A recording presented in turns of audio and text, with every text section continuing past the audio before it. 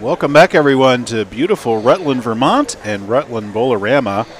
We are here for the final of NEBA number 967, the NEBA Green Mountain Open, and it will be between Jay Johnson coming off a 241 game and Ryan Ladlee coming off almost 280, bowling against our venerable host who joins us on the mic, John Wilbur. Hey, John. Hey, Bruce. How's it going? It's sorry, nice to be back here. I picked you to win, my friend. I'm so sorry. You did? Not just because it's here, but last time you did that, I lost too. Well, that's what I do. It's the announcer's curse, my friend. There you go.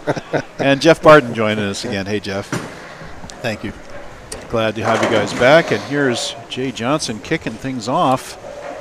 And we're over on 15 and 16, guys. Once again, has not been used, was only used but twice in the final rounds. And I know there was at least a couple of lefties on that pair. So you're going to find much closer to fresh on this pair. Yep. So, John, I would say nobody would be more qualified to help us understand the pattern, the lanes. I'm sure you know every board in this center.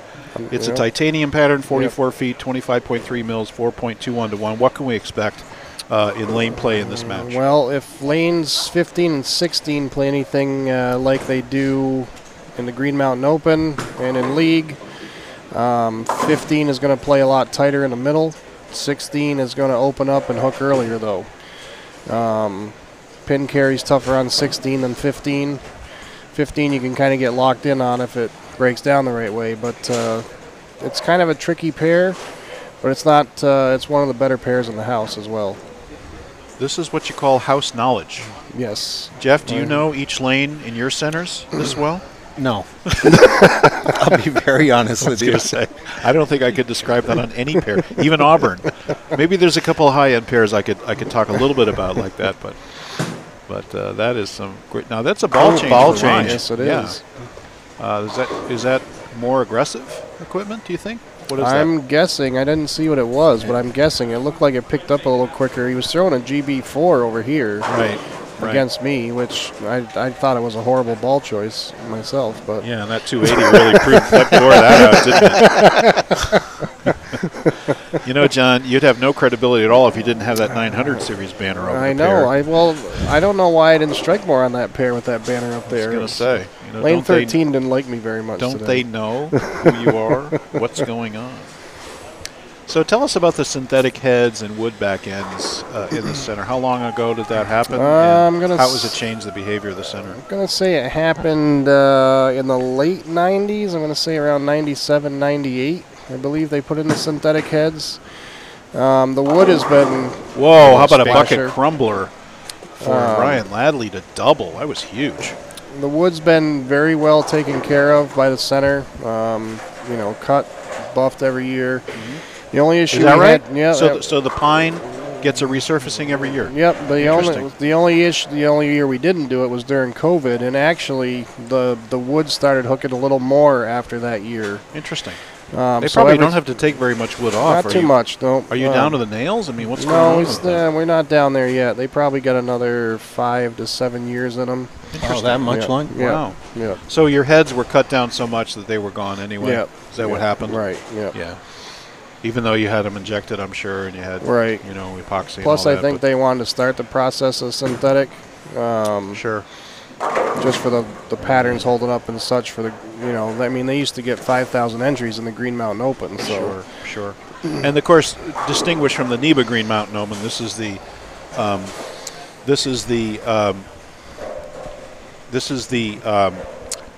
beat the board tournament that runs over a certain amount of time. Right, which just got done last weekend. Yep. So okay. Yeah, and that's a great event as well, guys. Between Keene and the Northeast and the Green Mountain Open, we share a lot of the bowlers and everything, and Tom and what he does up here it's just great for bowling. It really is. Yeah, and I mean, they used to have the one in Champlain that now the center closed, unfortunately, but we all used to kind of run together at some point. Right, we were always there, and everybody kind of showed up in the same places. Somebody asked me this. I don't think I've ever actually bowled the Green Mountain. There's a crumbling bucket for Jay to match Ryan's double and actually at the moment tie up the match. Somebody asked me, I've never actually come up here for the Green Mountain Open. I said, no, you've never been here for the Green Mountain. So I don't think there's a bowler in New England other than me who's actually not bowled it. I was just going to say, you've never come up. I haven't. No, I will this year. I will next year. I promise. I'll Good. be up here. So anyway, so guys, some upcoming events. June 4th, the Dexter Youth Event, our first youth event, will be coming up. That'll be interesting, and that will be at Chicopee, sponsored by Dexter. And June 4th and 5th is the Savage Arms Open. So get those entries in if you. And here's Ryan. Oh, another bucket crumbler. He triples. Not exactly. That's kind of the way Ryan's been kind of approaching things. He's kind of sneaky dominant he has been, on these matches. So there you go. By the way, if you sign up in advance, you're eligible for a raffle, which was won by Robert Smith. And that's one of the storm balls we give away. The other one is given away to the first out of the cut. That was Kevin Russell at 10:43. So, John, we were talking about our podcast. Yes. And the prediction that you made. I was close. Well, you actually, when you hear the story, so you predicted 54, right? For the at-large, yes. So the at-large was 59, except that there was one woman who was taken.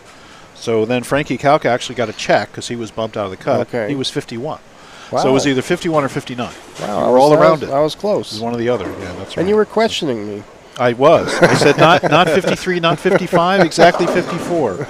And now Ryan doesn't get to make the corner, and he leaves a bucket. So John Wilbur, who just finished in the top 4, asked me to tell you, excuse me, Wilbur, no, Kirker, sorry. He gave it to Wilbur. He gave it to Wilbur, but then now I'm saying. So there's a SEMBA coming up this Sunday at East Providence, 9:30 check-in. I think they're using one of the 2021 USBC team pattern. Yeah. So those are always tough, and I'll tell you, when I look at some of the players who come here who bowl SEMBA, and they come on some of these tougher patterns, I'll tell you, it toughens you up. There's no doubt about it. There's some good players in SEMBA. Very good players. Very good players. So really good stuff.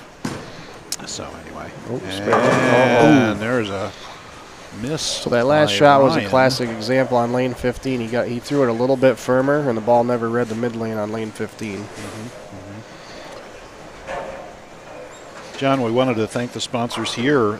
First of all, the owners, Chip Mark and Greg Fort, who have put on a wonderful show here. And the staff has been incredible. I mean, just helping me set up the live stream. Everybody's been swarming over trying to help me do it. It's been fantastic. The Rutland USBC put up $1,000, which is really impressive. Yeah, that's incredible. And Black Dog Shooting Supplies put up $500, and that was John Chaffee. So thanks so much to them. So it was great that they did that for us. Yeah, it's wonderful. And they did it in a pinch too. I asked them kind of last minute, and they were both more than willing. So they didn't even question me. So, wow. Yeah. Well, good for them. That's fantastic. So hopefully they'll get some return on this and feel like it was money well spent. I think they do. I think they're very happy. That's really great. So I think we're real happy about the turnout here. 108 entries, not a killer, but we for the first time up here. Yeah, the first time it was good. We lost a few. There's a lot of guys in New York that are in Las Vegas right now. I've heard that, and Don Harrington was disappointed at not too many Albany guys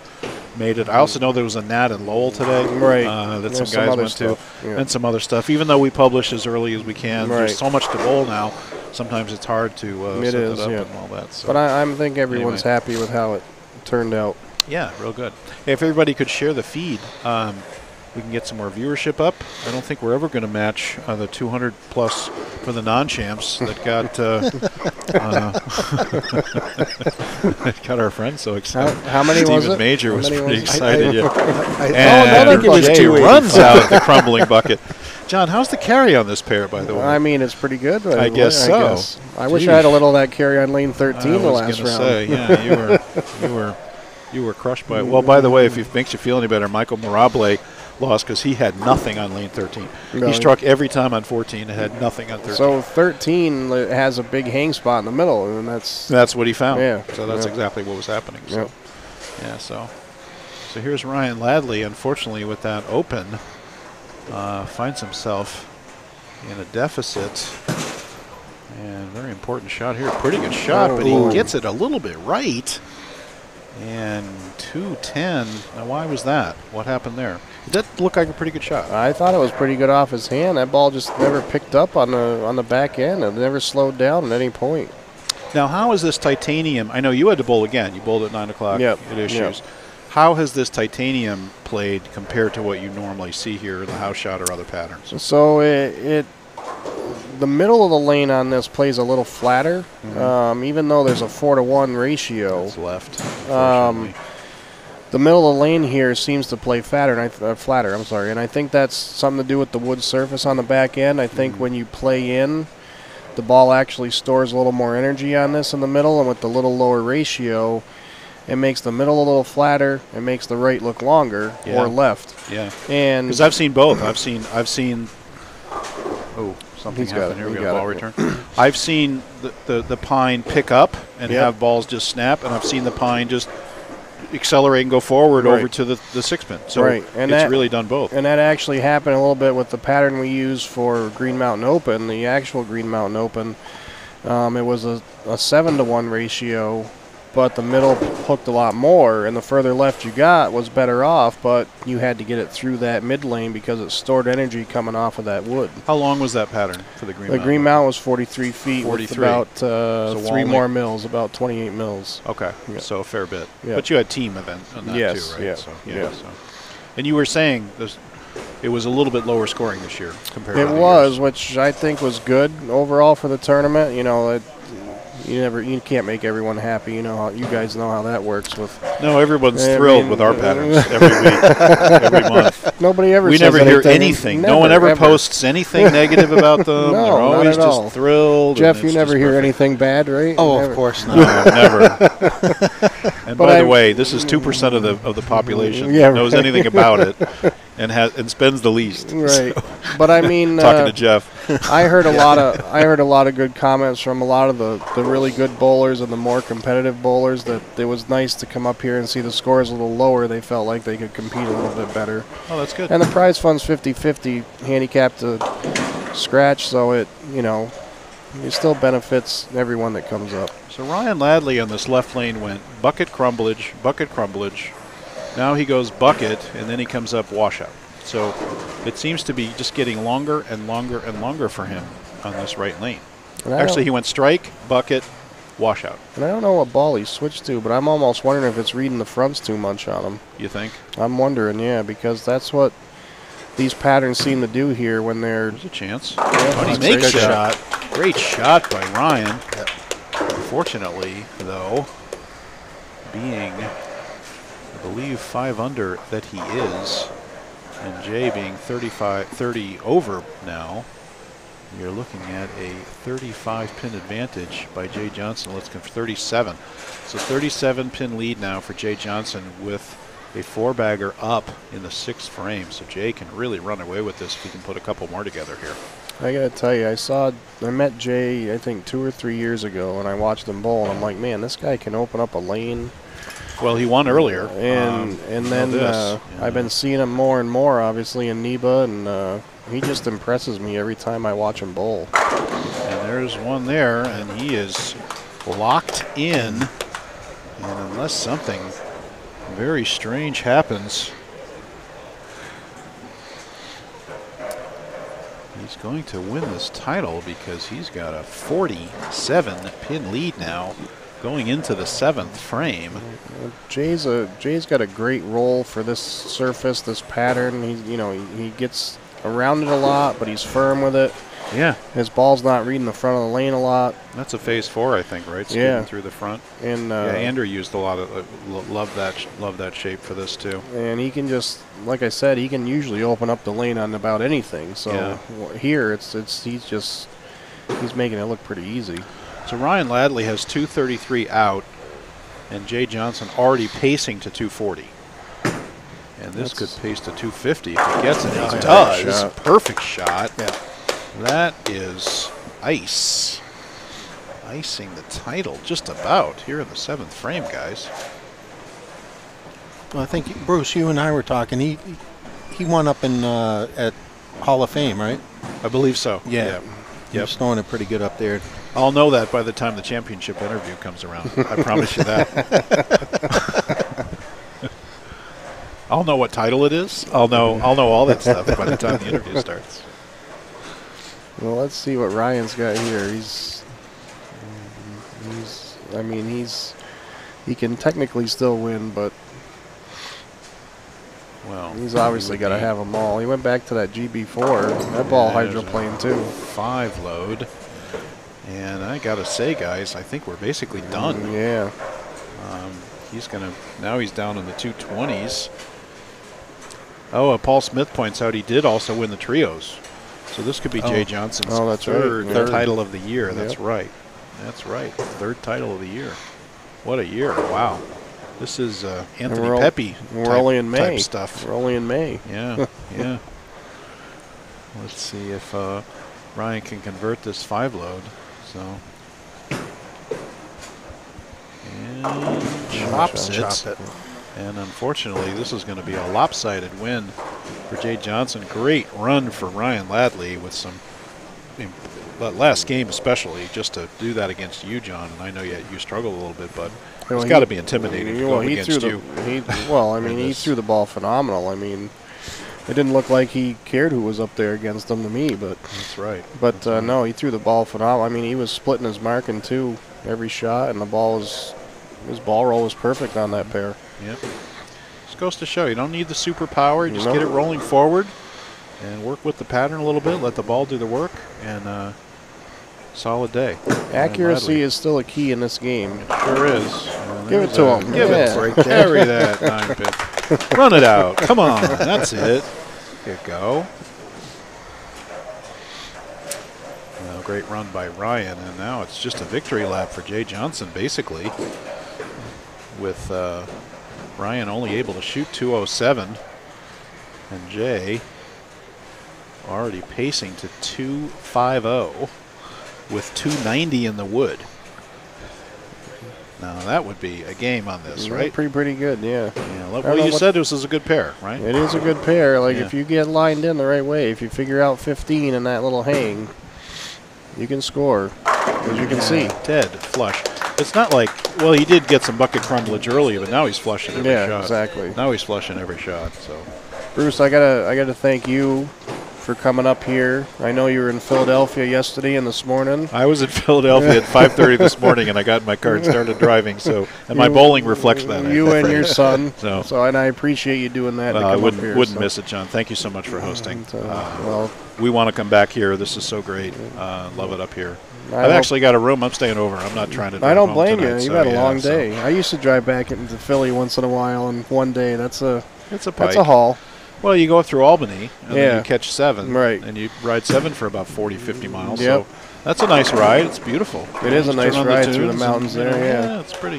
It's the only problem with living in Rutland is it's an hour to any highway you get to go. Well, you can go 55 on 7, so as long as there's nobody slower in front of you, you're fine. Well, I appreciate that. It's great to be here. Wouldn't miss it. I'm actually bowling the Super Senior Classic, and then I'm going to red eye at home so I can be there for Chicopee. So I won't be there for the youth, though. So if you want to come do the live stream for the youth, possibly. To see you there. So I'll say. But anyway, yeah, we miss you on the live stream team. I know. It's hard. You're a little ways removed. I am. You've been bowling some New York stuff too. Yeah, right? I have been. Yeah. So. Yep. But anytime you come down, man, you're always welcome. That'd be awesome. I miss it. Ryan Ladlee. Hey, you got a double. There's a double. Jay Johnson finally misses. And he's texting out his win to whoever's watching. There we go. I want to thank everybody for tuning in on a Sunday evening. And shout out to my friend Don Harrington, bowling the PBA 50 event in Sterling, and sympathies to Chris Vialli. Chris wanted to hit both stops in Mooresville and Sterling, but had a family issue with his brother and had to stay home. And there's a mixer. That's a classic Ryan Ladlee strike. Gets the 4.57 to go, and he's now got 207 possible. But really going to be a victory lap for Jay Johnson once he gets up. Pretty good bailout for 2-0 after the middle of the game. Absolutely. Yeah, you gotta take that. 8 out, 6 spare, 5-4. Oh, 7-2. 8 out. 3 opens in the middle. So that would be a game I would throw. Triple and a 4-bagger for 2-0. that one might recover. not Not quite there. Okay, 190 something. That's fine. Once again, folks, June 4th, the Dexter Youth Singles in Chicopee. June 4th and 5th, Savage Arms Open. Get your reservations in. June 25th, the Over-Under 50 Doubles, sponsored by Turbo Grips. And this will all be at Cranston. And June 26th, the regular doubles, sponsored by Grog Monster Sports. The Over-Under 50 will be a standard pattern. That's a house pattern. And Grog Monster Sports will be a challenge pattern short. So the doubles will be on challenge short this year, John. That'll be interesting. Yeah. And at Cranston, the gutter plays there. Yes, so, it does. So you can, a short pattern should be very interesting. Jay Johnson goes victory lap. At phase 4 through the beak. Good place for that, yep, we might say. And we'll get Jay on here. And again, I want to thank everybody for tuning in. And we will see you. We got to figure out who's going to do the live stream at the youth, because I'm still going to be in Vegas. So I'll have to figure that out. Maybe I'll have to tap Mr. Gaskell, see what he's doing. Right. And Jay is going to open in the 10th, close it out, 244. To Jay Johnson, congratulations, 3rd win of the year. And Jay will come over and sit for our interview. Can you stay for the interview, John? Yeah, absolutely. Stick around? Okay. I don't have far to go this time. That's good for you. Yeah, I do. The rest of 5 minutes. all the rest of us do. All the rest of us do. This is now. nice. Funny how that works. Jeff, want to thank you for sitting in. Thank you, Bruce. Can't I wait. appreciate it. Can't wait to get out for Thanks, Keene. John. We'll be Good over to there see you. end of July, Yes, everybody. sir. Keene, and then we'll be over at Manchester later in the year. So And A lot of thanks, good, lot of good stuff thanks for happening. bowling here, Jeff, too. Yeah. We you appreciate it. may be back on You're the live welcome. stream then. So yeah, and glad you came over to bowl. Thank you. Okay, all right, everybody. Thanks for tuning in. We'll be right back with Jay Johnson's championship interview. Take care.